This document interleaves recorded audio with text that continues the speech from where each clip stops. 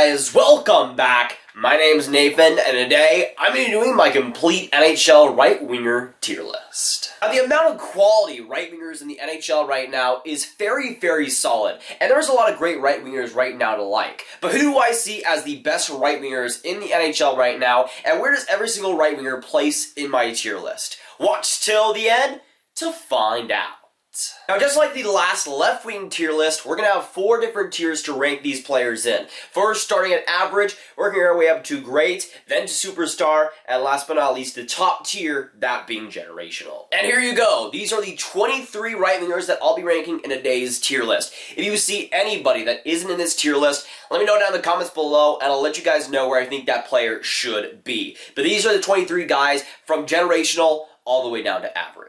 Now, I want to let it be known that for today's tier list rankings, I'm going to be going on the past 3 years of these guys' careers. Not the past 1 year, not the past decade, but the past 3 years. And you'll see that factor into the rankings and the tier list that I have today. But I also want to let it be known that this is my opinions, and I perfectly respect yours too. When it comes to tier rankings especially, I'm not going to please anybody, so I'm not going to try. These are my personal opinions. If you agree with them, fine. If you disagree with them, let me know down in the comments below. Now, starting us off in today's tier list, in the average tier, I have new signing by the New Jersey Devils, Wayne Simmonds. Now, if I did this tier list back in like 2017 or something, he'd be in the great tier at least, and that would be the least at that point. But since then, it really has not gone Wayne Simmonds' way, coming from one of the best contracts in the league, going to one of the worst ones, and now with New Jersey, he has basically a prove-it deal now, got a ton of money for 1 year. I think he could do well in New Jersey, has some great physical assets, but the offense that he had a few years ago just isn't there right now. Now, starting us off well in the great tier, I have Columbus Blue Jackets right winger Cam Atkinson. Now, Cam Atkinson, I think, was closer to the superstar tier than some other players in the great tier, but to me, he's still a great player. Not quite that superstar yet, but Cam Atkinson has had a solid NHL career at Columbus. Now, guys like Duchesne and Panarin leaving, he's going to have to take a lot more of that workload, and hopefully we'll see him float rather than sink. Moving on to my second player in the great tier, I have Vancouver Canucks stud Brock Boeser. Now, Brock Boeser, I think, had an interesting year, and I'll say that. When it comes to Brock Boeser, he had an excellent rookie year, took a little bit of a step back, but in my opinion, I think is on the track to get to that superstar tier. To me, he's not a superstar, at least not yet, especially after this last season. But I think for Vancouver, as guys like Elias Pettersson get better, as a lot of those prospects come in, he'll have a lot more of a supporting cast, and hopefully score a lot more goals too. Moving on to my third player in the great tier, I have NHL video game legend Evgeny Dadonov of the Florida Panthers. Now, I think a lot of people know that Dadonov is a good NHL player, but he was very close to my superstar tier, and I think he is that good. He was in the great tier still, just a little bit behind, but I still think he's fantastic. He's super valuable for the Florida Panthers, both even strength and on the power play, and overall has one of the biggest offensive impacts in Florida right now. Now, moving on to my fourth player in the great tier, I have Phil the Frill Kessel, of course, now with the Arizona Coyotes. Now, Phil Kessel had a little bit of a downgrade offensively this past season, but still was fantastic for the Pittsburgh Penguins. The defense has always been suspect when it comes to Kessel, but the offense has already been there for him, especially when it comes to Pittsburgh. In Arizona, I think he can be fantastic once again. He'll likely be the guy that ends up scoring the goals, and hopefully becomes one of the leaders for Arizona. Moving on to my next right winger in the great tier, I have Patrik Laine of the Winnipeg Jets. Now, I know quite a few people right now that will put him in the superstar tier, but for me, Patrik Laine right now is just a great NHL player. And to me, when it comes to Patrik Laine, he does have that shot, but if he didn't have that shot, I think he'd be like a fourth liner at best. But when he does have that shot, when he is on his game, he's still freaking amazing. And he took a little bit of a slump back this past season, goal scoring wise, and we saw a little bit of that suspect play come into it. But I still think overall, when he's on his game, he can be the best goal scorer in the league, though right now he still has to prove himself, at least ahead of Alex Ovechkin. Moving on to my sixth player in the great tier, I have my boy, Nino Niederreiter of the Carolina Hurricanes. Now, Niederreiter was one of the closer players to the superstar tier, and I think like Dadonov, a lot of people know that he's a good player, but I don't think a lot of people know how good he really is. He has great defensive abilities, and that's already documented, but the offense is just amazing when it comes to him, especially in Carolina, where he just took it to a different level. With guys like Sebastian Aho, it was almost a perfect fit right from the start. Moving on to my 7th player in the great tier, I have one of my boys, once again, William Nylander. Now, putting Nylander outside the superstar tier was pretty close for me, but I just had to put him in the great tier because of his recent slumps, of course, with the Toronto Maple Leafs. But I think next season we'll see Nylander break out once again, potentially maybe into a 60, 70-point score, especially if he plays alongside a guy like Austin Matthews. But I feel like when it comes to Nylander this past season, a lot of people kind of had harsh judgment against him. He didn't go to training camp whatsoever and was put in minutes either way. So I think when it comes to Nylander, it's a fresh new start this next season and could prove himself as a superstar once again. Moving on to my 8th right winger in the great tier, and next up I have Washington Capital TJ Oshie. Now to me, TJ Oshie is the perfect example of a great and consistent NHL winger with tons of offensive experience and truly playoff experience now, winning the Stanley Cup of Washington. He's just been so consistently good offensively, and so far great too. Has solid defensive ability, but obviously the offense is what he gets paid for. Moving on to my 9th right winger in the great tier, I have my Dallas Star boy, Alexander Radulov. Now Radulov,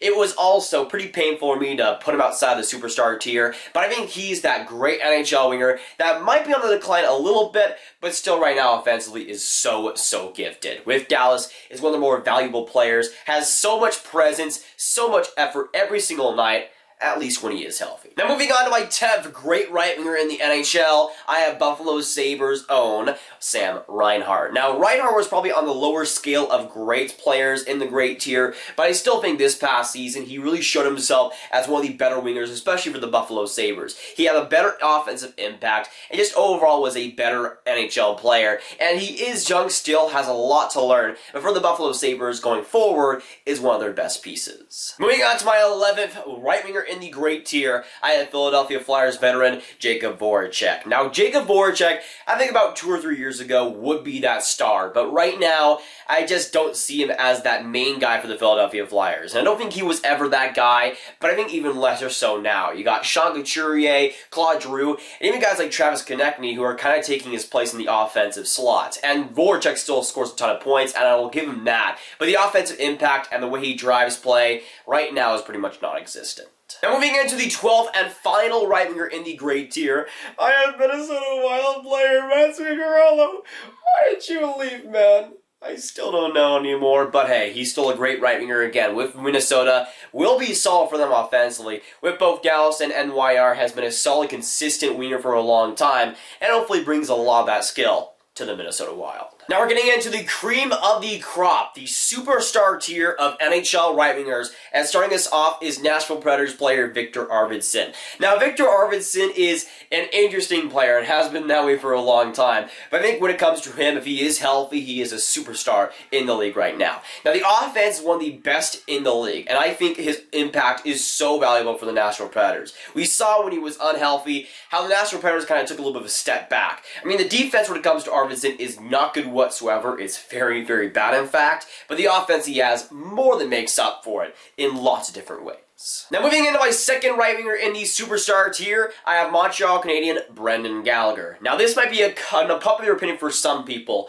but when you watch Montreal Canadiens games, 1, who is the main leader, and 2, who is the main play driver? Those 2 answers are Brendan Gallagher. I don't care if Shea Weber is the captain. Brendan Gallagher is the true captain on the ice and off of it too. And the true play driver. He is so good in setting up options, setting up teammates, and while he doesn't put up these elite stud numbers points-wise, has so much offensive drive, and of course, a lot of passion about hockey. Speaking of passion about hockey, for my third right winger in the superstar tier, I have unsigned player Mitch Marner. Now, Mitch Marner is pretty much I would say the example of a superstar right winger. A guy that has so much creativity, has so much hype behind his name, that is truly kind of a mucky area when he's unsigned still, has not signed the contract. But I think even at this point, while he is unsigned, the player himself is still fantastic. And offensively, he's proved himself for Toronto so far. Moving into my fourth player in the superstar tier, I have San Jose Shark Timo Meier. Now this might also confuse a couple of people because he doesn't put up these insane point totals, but I think someday he will, and he will in droves. When it comes to San Jose, he is so so young. And for how good he is already, he is going to be a superstar right now, but even more so in the future. When it comes to San Jose games, they're my fifth favorite team. I watched a ton of games of them last season. And especially in the playoffs, one of the main guys there, kind of like Brendan Gallagher, who was always driving play and always setting up teammates for goals and assists, was Timo Meier. He's just so good in that aspect, and right now is one of San Jose's most valuable pieces. Now advancing on to my fifth right winger in the superstar tier, I have David Pastrnak. Of course, right winger of the Boston Bruins was a key piece for the past few years, especially for Boston, and I think one of their best offensive threats. When it comes to Pastrnak, I will not hide the fact whatsoever that I love him. He's my favorite Boston Bruin, and to me it's not even really close whatsoever. There is no contest. And Pastrnak just does a ton of different things well. While he's not this great defensive guy, he doesn't really need to be. He knows his weaknesses, he knows his strengths, and he caters to that. The offense is so slim. It's honestly just so seamless how he's able to just dangle everybody and get it done. And while he was a little bit of a slump in the offensive end on the power play in the playoffs, I think everything besides that for him so far has been magnificent.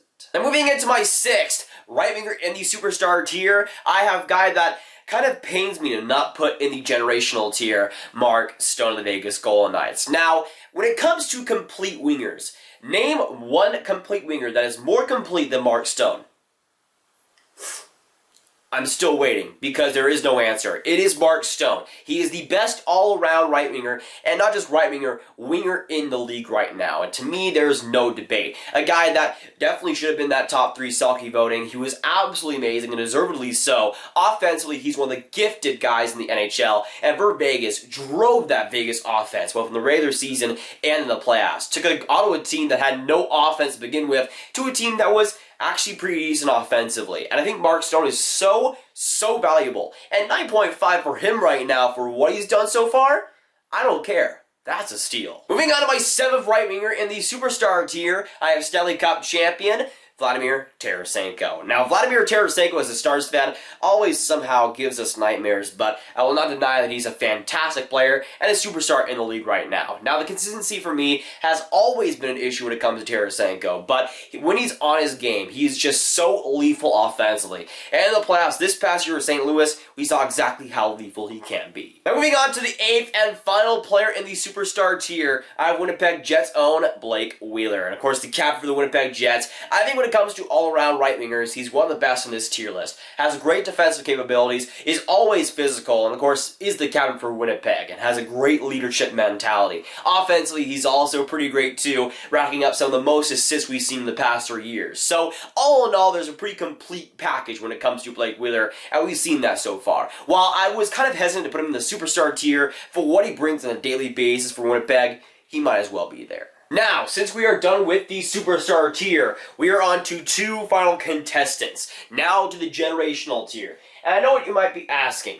No, Ryan Reeves is not in the generational tier, though he was actually pretty close. Now, starting us off in the generational tier, we have Chicago Blackhawks great Patrick Kane. Of course, right winger of the Chicago Blackhawks, one of the best offensive players, not just in the past 10 years, but in the past 100 years. He's been that good and that lethal. And in the past 3 years has been that too. Offensively has been one of the best in the NHL. This past season getting 100 plus points. When it comes to Patrick Kane, to me, he's a generational winger and a generational player for Team USA. Now moving into our second right winger in the generational tier. 2 generational players, which does not happen often. I gotta go with my boy, Nikita Kucherov. You guys know the Tampa Bay Lightning are my second favorite team, so I like Kucherov quite a bit. And him being in the generational tier just makes sense, especially after this past season. Now in the past 3 years, he's always been at this elite level, especially superstar level. But this past season, I think, proved himself to me as a generational NHL player. I don't think he'll hit that. I don't think we'll see a lot of NHL players hit that in the next 10 years.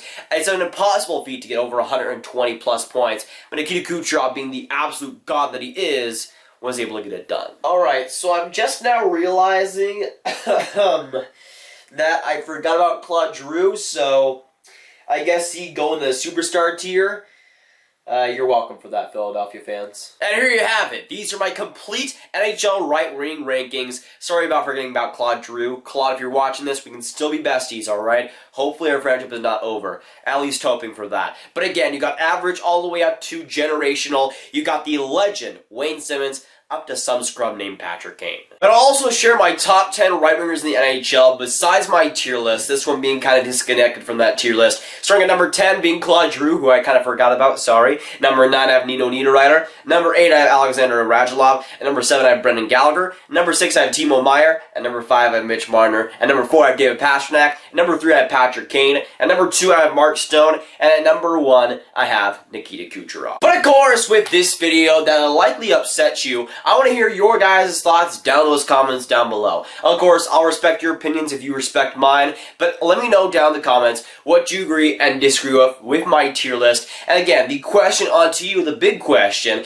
who do you think are the best right-wingers right now in the NHL? But if you guys want some more Grav videos just like this one, I highly suggest you go and click this playlist right here to watch all of my NHL rankings and NHL top 10.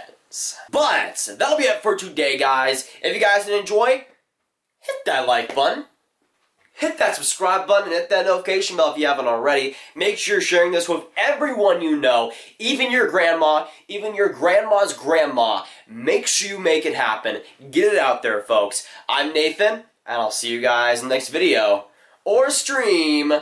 Goodbye.